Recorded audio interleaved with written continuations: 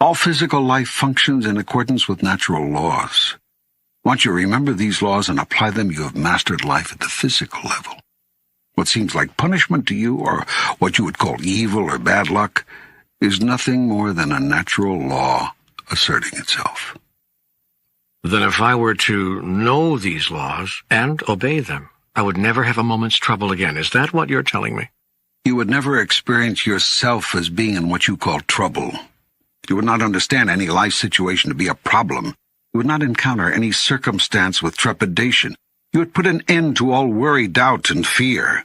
You would live as you fantasize Adam and Eve lived, not as disembodied spirits in the realm of the absolute, but as embodied spirits in the realm of the relative.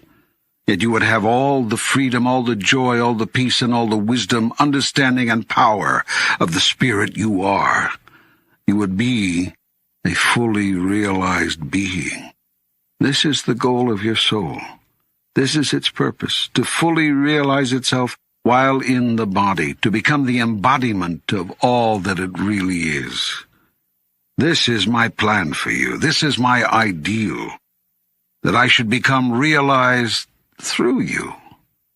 That thus, concept is turned into experience, that I might know myself experientially. The laws of the universe are laws that I laid down.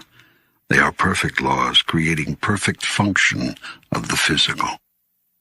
Have you ever seen anything more perfect than a snowflake? Its intricacy, its design, its symmetry, its conformity to itself and originality from all else, all are a mystery. You wonder at the miracle of this awesome display of nature. Yet if I can do this with a single snowflake, what think you I can do, have done, with the universe?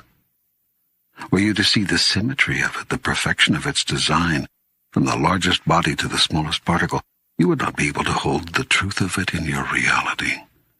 Even now, as you get glimpses of it, you cannot yet imagine or understand its implications. Yet you can know there are implications, far more complex and far more extraordinary than your present comprehension can embrace. Shakespeare said it wonderfully. There are more things in heaven and earth, Horatio, than are dreamt of in your philosophy. Then how can I know these laws? How can I learn them? It is not a question of learning, but of remembering. How can I remember them? Begin by being still. Quiet the outer world, so that the inner world might bring you sight. This insight is what you seek, yet you cannot have it while you are so deeply concerned with your outer reality. Seek, therefore, to go within as much as possible. And when you are not going within, come from within as you deal with the outside world. Remember this axiom. If you do not go within, you go without. Put it in the first person as you repeat it to make it more personal. If I do not go within, I go without.